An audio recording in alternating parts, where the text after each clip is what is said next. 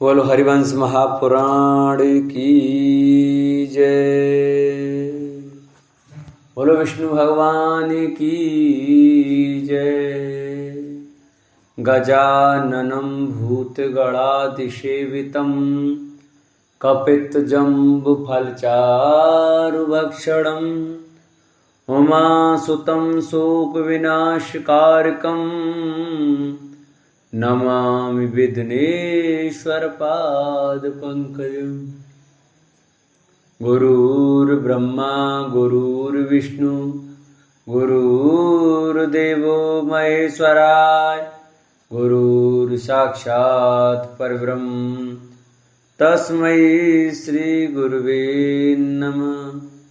वसुदेवसुतं देवं कंसचारूढमर्दनम् देवकी परमानंदम कृष्णं वंदे जगद्गुरु। नारायणं नमस्कृत्यं नरं चैव नरोत्तमं देवी सरस्वतीं व्यासं ततो जयमुदीरये। बोलो हरिवंश महापुराण की जय। नमस्कार दोस्तों, स्वागत है आपका हमारे YouTube चैनल आर के भक्ति में। भक्तों, आज हम आपको हरिवंश महापुराण के 28वें अध्याय की कथा सुनाएंगे, जिसमें कि राजा रज और उनके पुत्रों का चरित्र, इंद्र का अपने स्थान से भ्रष्ट होकर पुनः उस पर प्रतिष्ठित होना। यह कथा सुनाएंगे।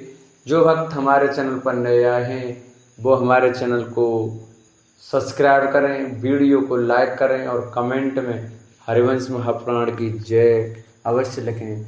जो भक्त हरिवंश महापुराण की कथा सुनते हैं उनकी पुत्र प्राप्ति की इच्छा अवश्य पूरी होती है, क्योंकि हरिवंश महापुराण एक ऐसी पुराण है जिसके सुनने मात्र से ही पुत्र प्राप्ति अवश्य होती है। तो आइए भक्तों, हम अपनी कथा को प्रारंभ करते हैं। वैशंपायन जी कहते हैं, नरेश्वर स्वरभानु कुमारी प्रभा आयु की पत्नी थी। उसके गर्भ से आयु के 5 पुत्र उत्पन्न हुए, जो सबके सब वीर और महारथी थे। उनमें सबसे पहले नहुष का जन्म हुआ, तत्पश्चात वृद्ध शर्मा उत्पन्न हुए, तदंतर क्रम से रज, रजी और अनेना प्रकट हुए। ये तीनों लोकों में विख्यात थे। रजी के 500 पुत्रों को जन्म दिया। वे सभी क्षत्रिय राजे नाम से विख्यात हुए। उनसे इंद्र भी डरते थे। पूर्व काल में देवताओं तथा असुरों में अत्यंत भयंकर युद्ध आरंभ होने पर उन दोनों पक्षों के लोगों ने पितामह ब्रह्मा जी से पूछा, भगवान सर्वभूतेश्वर बताइए, हम दोनों के युद्ध में कौन विजयी होगा? हम इस विषय में आपकी यथार्थ बात सुनना चाहते हैं। ब्रह्मा जी ने कहा, शक्तिशाली राजा रजी हाथ में हथियार लेकर जिनके लिए संग्राम भूमि में खड़े हों, युद्ध करेंगे, वे तीनों लोकों पर विजय प्राप्त कर लेंगे, इसमें संशय नहीं है। जिस पक्ष में रजे हैं उधर ही धरती है, जहाँ धरती है वहीं लक्ष्मी है, तथा जहाँ धरती और लक्ष्मी है वहीं धर्म और विजय है।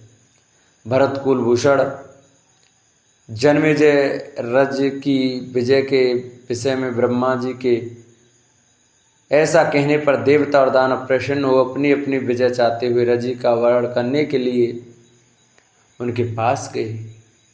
वे राहु के दोहित्र थे। राहु की पुत्री प्रभा के गर्भ से उनका जन्म हुआ था। सोमवंश की वृद्धि करने वाले वे राजा रजी बड़े तेजस्वी थे। समस्त देवता और दानव दोनों प्रसन्नचित्त तो रजी के पास जाकर बोले, राजन, आप हमारी विजय के लिए अपना श्रेष्ठ धनुष धारण कीजिए। तब स्वार्थ को समझने वाले रजी ने वहाँ स्वार्थ को सामने रखकर अपने यश को प्रकाश में लाते हुए देवता और दानव दोनों पक्षों के लोगों से कहा। रजी बोले, इंद्र आदि देवताओं, यदि मैं समस्त दैत्यों को जीतकर धर्मतः इंद्र हो सकूं तो तुम्हारी ओर से रणभूमि में युद्ध करूंगा। यह सुनकर देवताओं ने फिर प्रसन्नचित्त हो पहले ही उत्तर दिया, नरेश्वर ऐसा ही होगा, तुम्हारी अभीष्ट कामना पूर्ण हो। देवताओं की यह बात सुनकर उस समय राजा रजी ने मुख्य मुख्य असुरों से भी वैसे ही बात पूछी जैसी देवताओं से पूछी थी। तब अहंकारी दानवों ने स्वार्थ को ही सामने रखकर अनुसरण करते हुए उन नरश्रेष्ठ को अभिमान पूर्वक यूं उत्तर दिया, राजशिरोमणे, हमारे इंद्र तो प्रहलाद ही हैं जिनके लिए हम विजय प्राप्त करना चाहते हैं। राजन, आपको इसी शर्त पर हमारे पक्ष में खड़ा होना चाहिए। वे बहुत अच्छा कहकर असुरों की बात मानना ही चाहते थे कि देवताओं ने फिर उन्हें अपने पक्ष में आने के लिए प्रेरणा देते हुए कहा, राजन, तुम इस प्रकार विजय पाकर हमारे इंद्र हो जाओगे। देवताओं के ऐसा कहने पर राजा रजी ने उन समस्त दानवों का संहार कर डाला जो वज्रपाणी इंद्र के द्वारा मारे जाने योग्य थे। मन को वश में रखने वाले परम कांतिमान एवं शक्तिशाली राजा रजी ने समस्त दानवों का संहार करके देवताओं की खोई हुई संपत्ति को फिर वापस ला दिया। तब देवताओं सहित इंद्र ने अपने को रजी का पुत्र बताकर उन महापराक्रमी रजी से पुनः इस प्रकार कहा, तात, आप हम सब देवताओं के इंद्र हैं, इसमें संशय नहीं है, क्योंकि मैं इंद्र आज से आपके इन वीरोचित कर्मों द्वारा अनुग्रहित हो आपका पुत्र कहलाऊंगा। आपके पुत्र रूप में मेरी ख्याति होगी। इंद्र की यह बात सुनकर उनकी माया से वंचित हो महाराज रजी ने तथास्तु कह दिया। वे इंद्र पर बहुत प्रसन्न थे। उन देवोपम भूपाल रजी के ब्रह्मलोकवासी हो जाने पर उनके पुत्रों ने लोक व्यवहार के अनुसार इंद्र से अपना दायां भाग मांगा और बलपूर्वक ले लिया। रजी के 500 पुत्र थे। उन्होंने इंद्र के त्रिविष्टप नाम से प्रसिद्ध स्वर्गलोक पर बारंबार आक्रमण करके उसे ले लिया। तदंतर भविष्य में बीत जाने पर राज्य और यज्ञ भाग से वंचित हो अत्यंत दुर्लभ हुए इंद्र ने एक दिन एकांत में बृहस्पति जी से कहा। इंद्र बोले, ब्रह्मर्षि, आप एक बेर के बराबर ही भी पुरोड़ास खंड की व्यवस्था मेरे लिए कर दें, जिससे मैं भी सदा तेज से परिपुष्ट होता रहूं। ब्रह्मन प्रभु रजी के पुत्रों ने मेरा राज्य और भोजन छीनकर मुझे अत्यंत कृश खिन्नचित्त हतोत्साह दुर्लभ एवं मूढ़ बना दिया है। बृहस्पति जी ने कहा, निष्पाप इंद्र, यदि ऐसी बात है तो तुम्हें मुझसे पहले ही यह कहना चाहिए था। तुम्हारा प्रिय करने के लिए ऐसा कोई कार्य नहीं जो मैं न कर सकूं। देवेंद्र, मैं तुम्हारे लिए मनोरथ की सिद्धि के लिए निसंदेह ऐसा प्रयत्न करूंगा जिससे तुम अपना राज्य और यज्ञ भाग शीघ्र प्राप्त कर लोगे।